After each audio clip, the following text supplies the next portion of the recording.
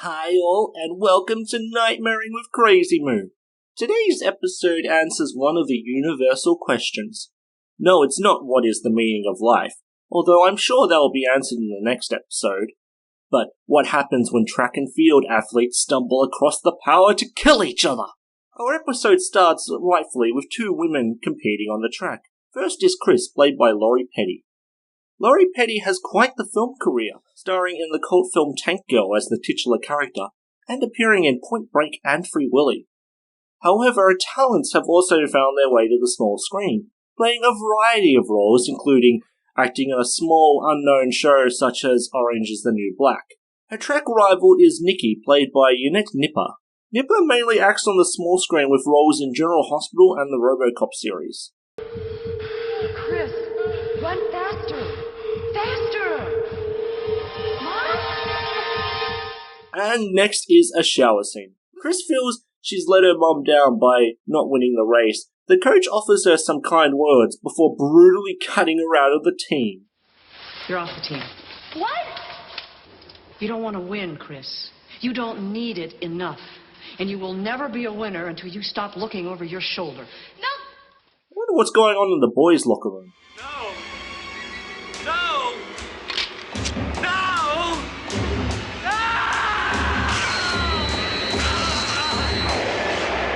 Well, explains why there's not many boys around. Oh yeah, and Freddy comes out of a laundry basket because Freddy's nightmares? Ah, just another classic 80s high school. When I wake up in the morning and the longest out of water, I don't think I'll ever make it on time. By the time I grab the bus and I give myself a look, I'm at the door just in time to see the bus fly by. It's alright, 'cause I'm safe by the bill. You know, I'm sure this is the same school that Jesse and Ron go to. Who is this hunk of man meat? This would be Chris's boyfriend, David. That's my track start. So Chris is down about losing the race, and David tries to console her. Chris, it was just one race. Nope. It was the first of many. Today is the beginning of the end. Come on, Chris, you never quit. Look, all I know is last year I could have beat Nikki in a pair of concrete kids. This year I'm about as quick as a bill through Congress. Oh, it's good to see Freddy's Nightmares is getting political. Cut yourself some slack. She looks like Alice's kid, all grown up. Look, I'm not gonna hide. You know what behind this that scene thing. needs? A random song and dance Supposed number. to be a champion. Come on, doll. Why don't we do it? Don't you have the guts? Penguins and fluff on the rug. Do it. Even little cuckoos and they talk. Do it. Let's do it. Let's fall in love. Funny. Come on, Chris. Cut yourself some slack. You have to be a droid not to lose it after your mom died. Look, I'm not. God, he's almost as hot as Ron from Nightmare 2. Whatever happened to that guy?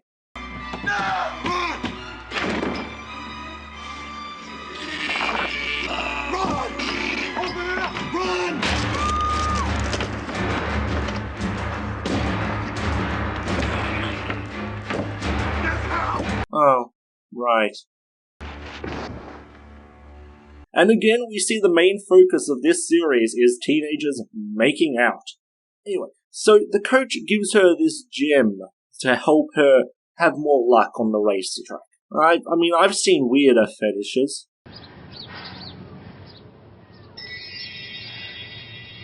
Oh yeah, seriously, every time this gen is shown, they use the same sound effect. It really gets annoying after a while. This is a very white town. Seriously, I barely see anyone from different races.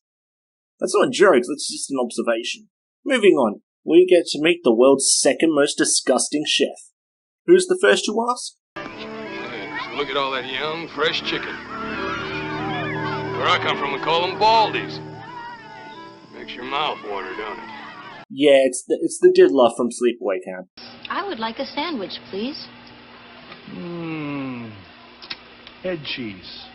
There's no way that's legal. So, anyway, the chef slices off his fingers, because I guess he just doesn't have a good grasp on his job. And now we have Chris running, and using the charm, she sets a new school record. I set a new school record, do you believe it? It was just practice day that I flew. Wish my mom was here to see it. To be fair, it is very easy to get distracted in these classes. Upon his influence, Neptune's empire stands. Nancy. Signal of the doomsday will be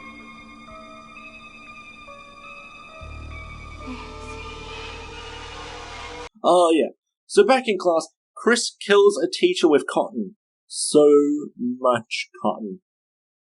I've got to say, so far, this episode is the most like the movies. So, she tells her boyfriend that the crystal is helping her kill people. You know, like a sane person. I will say this though, Hetty doesn't sleepwalk through this episode. You do really see the character's frustration with her own inabilities, and the want to honour her mother's memory. It's gone! Whoa, slow down. The crystal, I lost it. Oh no, the crystal's gone! So this may surprise you guys, but oh yes, this rivalry will be decided in a foot race. Winner take all. The race, the trophy, and David. And it turns out that Nikki, while having her own boyfriend, also wants some of that man-meat David. It's good to see David being betted on like the piece of flesh he is.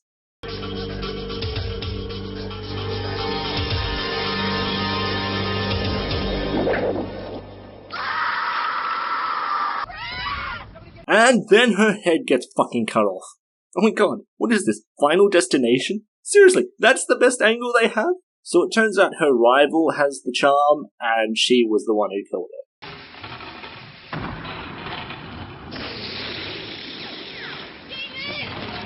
It's gone! And we get a flashback mid-episode because the show thinks the viewer can't remember what happened 2 fucking minutes ago.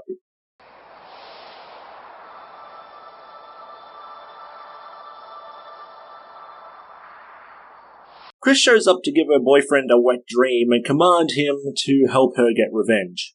And then they fuck. Seriously, he fucks a ghost. Moving on, we catch up with Chris's killer as she struggles to live with the guilt of killing another person. Surprisingly, she is not welcome at the funeral. It's kind of weird a Nightmare series would have just a normal funeral, considering this is what happened in Nightmare on Elm Street 4. In mysterious ways. Hello, baby. So, yeah, the boyfriend is sad, and then this happens. Game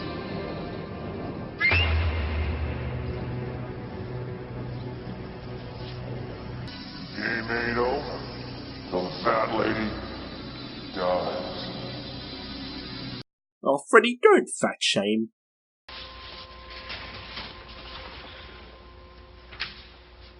I kind of feel the family should empty out the locker. So then Nikki tries to consult David over the loss of Chris. You know, after the way you treated me at the funeral, David, I cried all the way home. Yes, because he's the bad guy for making her cry. David, come on.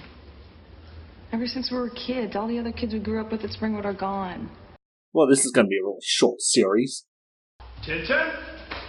Jesus, stop with the Nightmare 4 references. Begin! Oh yeah, and David does karate. That's the thing. No doubt this is where they teach the kids the invisible karate, seen once again in Nightmare on Elm Street 4.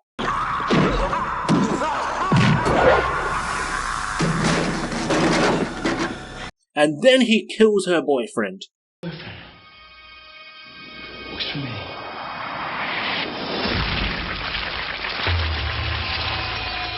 I want you to know, I have not edited this transition.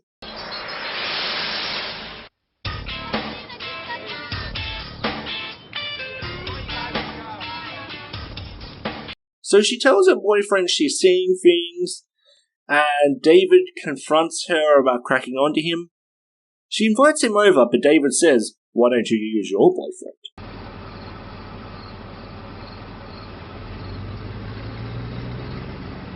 Yeah. If we can make any sort of contribution. Meanwhile, on the set of Beetlejuice, so this episode goes full on Hamlet, and Nikki starts seeing Chris all around the place.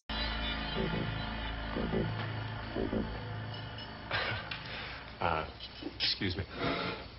She starts going full crazy. What's wrong with you? Wait, what the fuck happens to the knife? So they decide that they're gonna rip off the Evil Dead 2, and Chris grabs her through the mirror. Look, I want to know, Nicole, are you on drugs or something? PCP, LSD, steroids? Yeah, you jocks always take it, don't you? Because it makes you bigger and faster and stronger. And then Chris shows up in her room like this is fucking Salem's Lot. For a TV show, the special effects are really amazing in this scene. Again, what is up with this fog? No other show has this much fog in it. So her parents decide to show her some concern, but at this point it's like dusting with a chainsaw. She starts trying to run away from her problems on the street because, you know, that always works out in Springwood. Holy shit, she actually made it home.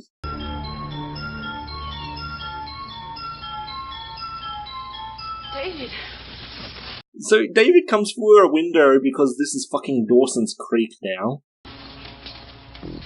This belongs to Chris. She wants it back. This is mine. It's mine! She attacks David with a trophy, but shock and awe, it's Jay.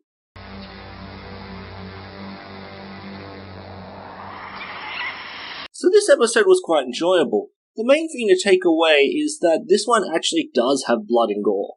I mean, TV level blood and gore. Like, it makes Nightmare on Elm Street 4 look like Hostel. Once again, the special effects were good, and when I say that, I mean they were good for a TV budget.